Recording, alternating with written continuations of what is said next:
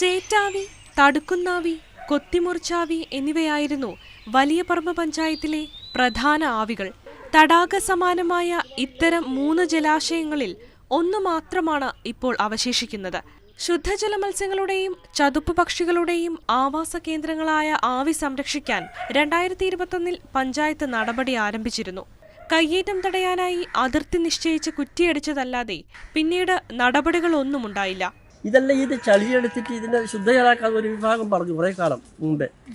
പിന്നെ പറഞ്ഞു ഇതിൻ്റെ ഈ മത്സ്യം വളർത്ത് കേന്ദ്രമാക്കാൻ പറഞ്ഞു. ഇങ്ങനെ പല ആൾക്കാരും പലതും പറഞ്ഞുകൊണ്ട് പോകും, പക്ഷെ ഒന്നും ഇതുവരെ പ്രായോഗികമായിട്ടില്ല.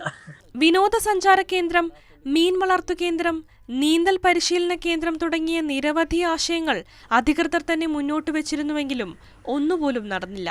അഴുക്കുജലം കെട്ടിക്കിടക്കുന്ന ആവിയിൽ നിന്നും സാംക്രമിക രോഗങ്ങൾ പടരാതിരിക്കാനെങ്കിലും അധികൃതർ ശ്രദ്ധ പുലർത്തണമെന്നാണ് പരിസരവാസികൾക്ക് പറയാനുള്ളത്. മാതൃഭൂമി ന്യൂസ്, കാസർഗോഡ്.